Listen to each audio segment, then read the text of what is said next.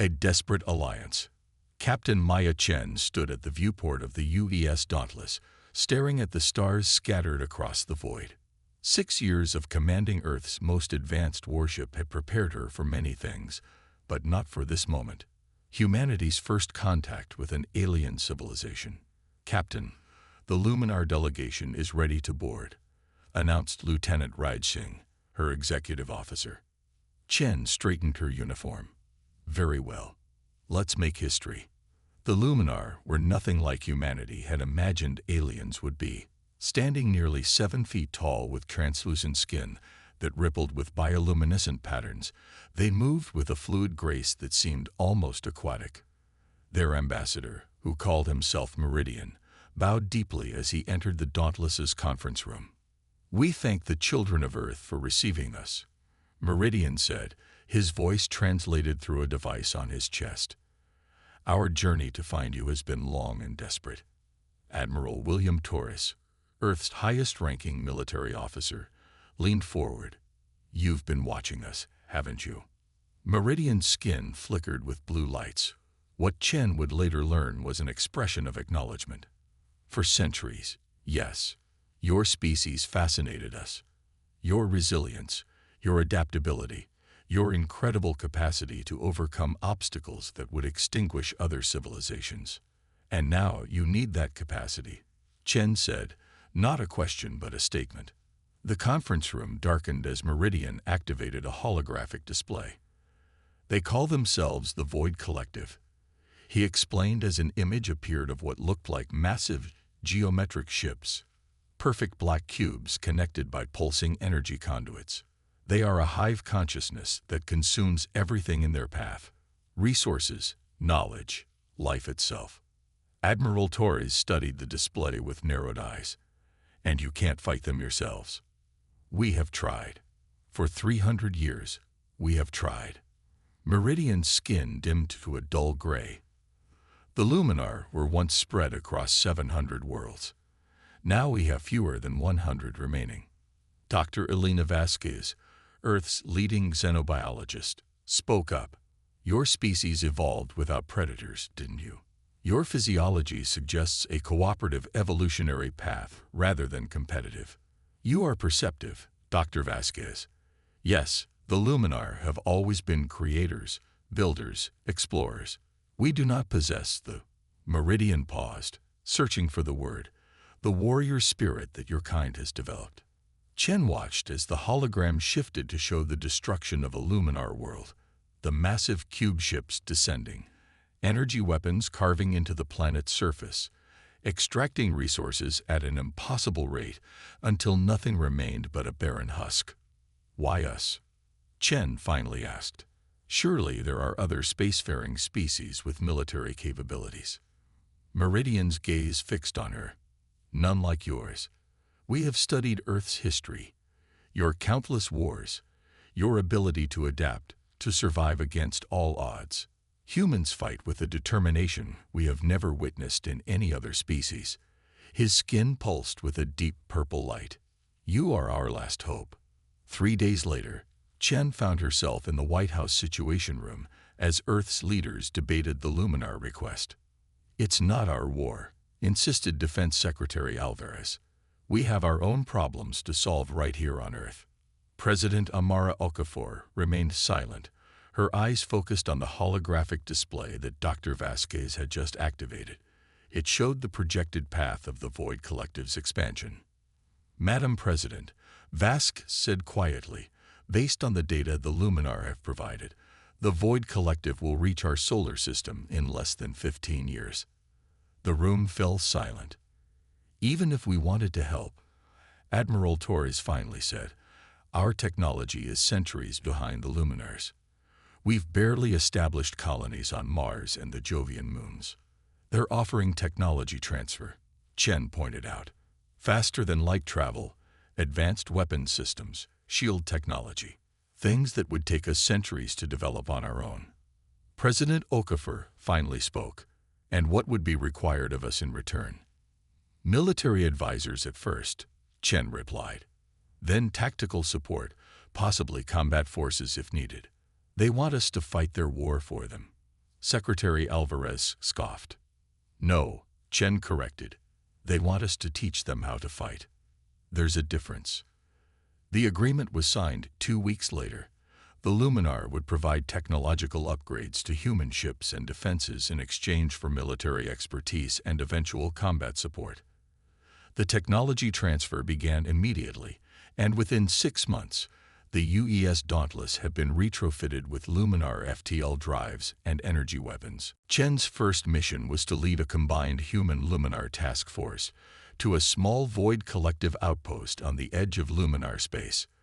The plan was simple: a quick strike to test the enemy's capabilities while gathering intelligence. Nothing went as planned. Evasive maneuvers. Chen shouted as another energy beam sliced through space where the Dauntless had been seconds before.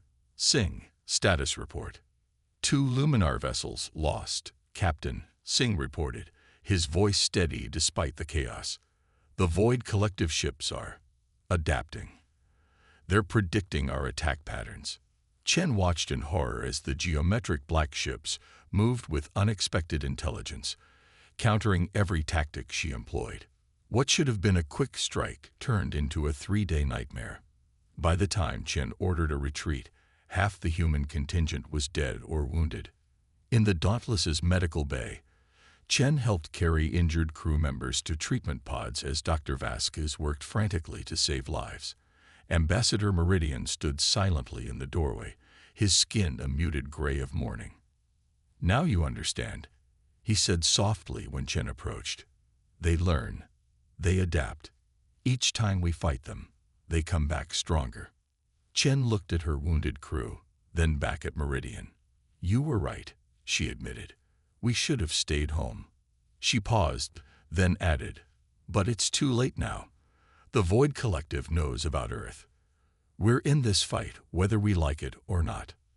"Then what will you do?" Meridian asked. Chen's eyes hardened. "If we're going to fight, we do it our way. No more half measures, no more defensive actions." She turned to face the ambassador directly. "You begged for humanity's help, Ambassador Meridian. Well, now you're going to get it. All of it. And I'm not sure your people are ready for what that means." The alliance had begun, but it would soon transform in ways the Luminar never anticipated. They had begged for humanity's help, but they hadn't understood what they were unleashing. Earth's answer to the Void collective threat would be total war. Unleashing hell. 1 month after the disastrous first engagement, Captain Chen stood before the United Earth Defense Council, her uniform still bearing the scars of battle. 26 dead, 49 wounded, and we barely scratched their outer defenses, Chen reported, her voice tight with controlled anger. Standard tactics won't work against the Void collective. They adapt too quickly, learning from each encounter. Admiral Torres leaned forward. "Then what do you suggest, Captain?" Chen activated a holographic display showing new battle plans. "Total war. We commit everything. We don't just defend Luminar worlds. We take the fight directly to the Void collective. We target their supply lines, their outposts, their central hives. We don't stop until the threat is eliminated." Dr. Vasquez stepped forward. "I've analyzed the data we captured from the outpost. The Void collective operates as a true hive mind, each individual unit connected to all others.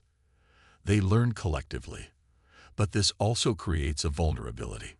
She displayed images of the cube ship's internal structures. "Disrupt the connection points between units, and we can temporarily isolate sections of the hive." President Okafor studied the plans. "The Luminar will never agree to this level of aggression." "They don't have to," Chen replied. "They asked for our help. They didn't specify how we would provide it."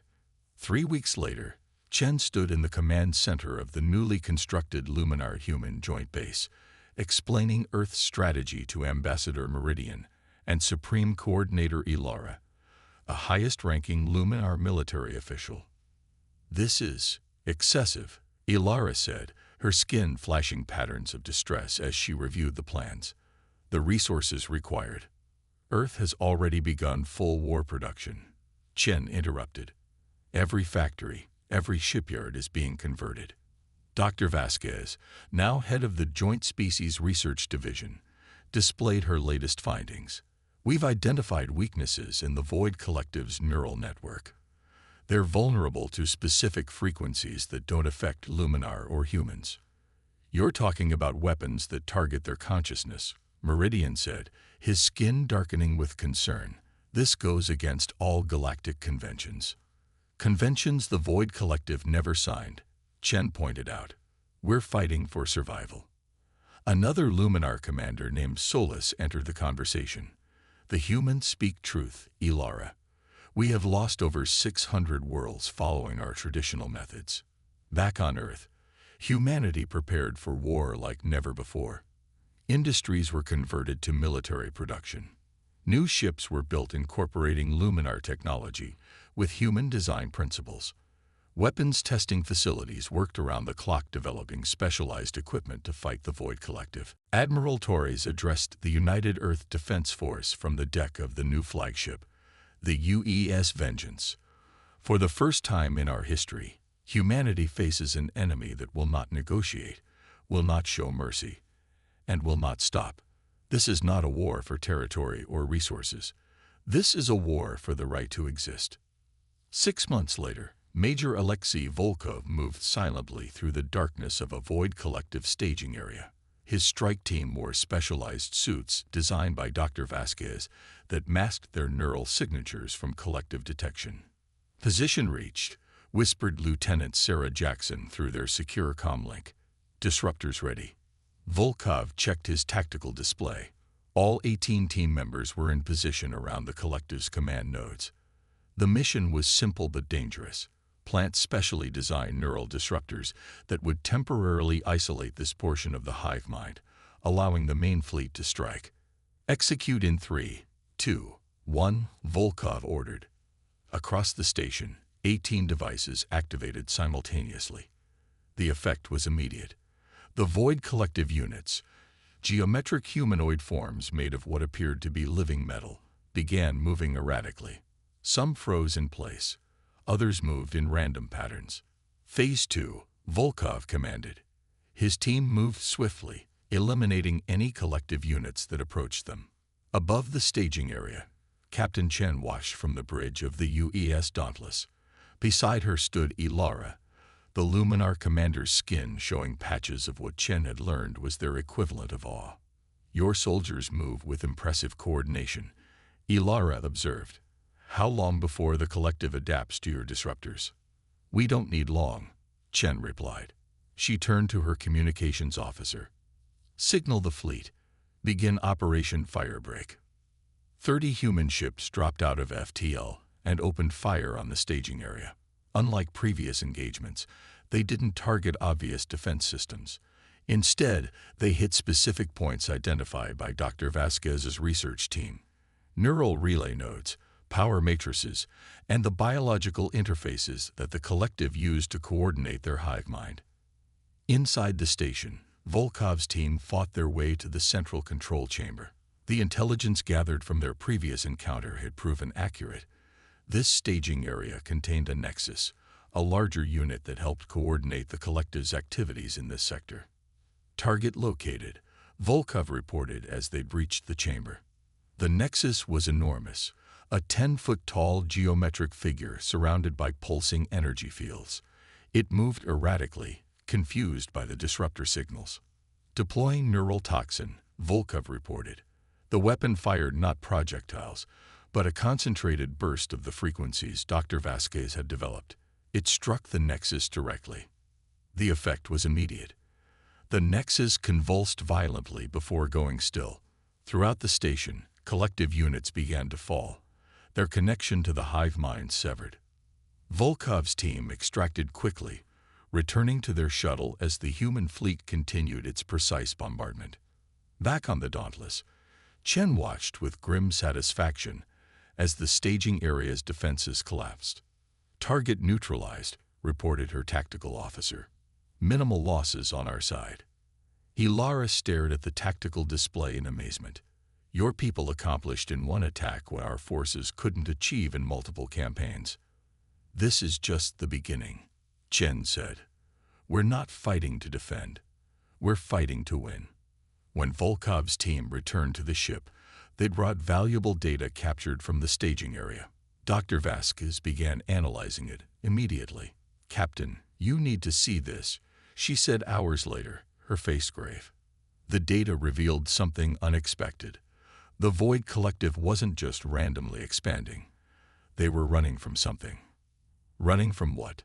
Chen asked, studying the strange neural patterns Vasquez had decoded. "I don't know yet," Vasquez admitted. "But whatever it is terrifies them enough to make them consume entire worlds to fuel their escape." News of the victory spread quickly through both human and Luminar forces. For the first time, a major Void Collective installation had been completely destroyed. The Luminar High Council requested an immediate meeting with Earth's leadership. Supreme Coordinator Ilara addressed Admiral Torres directly. "We asked for your help, Admiral, but this level of aggression was not what we expected." "With respect, Coordinator," Torres replied, "you asked us to save your civilization. This is how humans fight when our survival is at stake." 3 months and 12 successful operations later, intelligence located the primary hive ship of the Void Collective. A massive cubed structure 20 kilometers on each side. Captain Chen now commanded a fleet of 50 human ships and 30 Luminar vessels in what would be the decisive battle of the war. "All ships, execute jump sequence," Chen ordered. The combined fleet emerged from FTL directly above the high ship. The battle that followed would later be called the 7 Hours War. Human forces deployed every weapon and tactic they had developed, striking with a ferocity that shocked even their Luminar allies. Special operations teams infiltrated the hive ship while the fleet engaged its defenses. At the heart of the massive vessel, Chen and Dr. Vasquez made a discovery that changed everything. The Void Collective wasn't consuming worlds out of malice, but desperate fear. Another entity from beyond the galaxy's edge was hunting them, something even more terrible. "They're refugees," Vasquez realized. Desperate, terrified refugees. But it was too late to stop the assault. The neural disruptors were already planted throughout the hive ship's core. When they activated, the entire collective consciousness fragmented.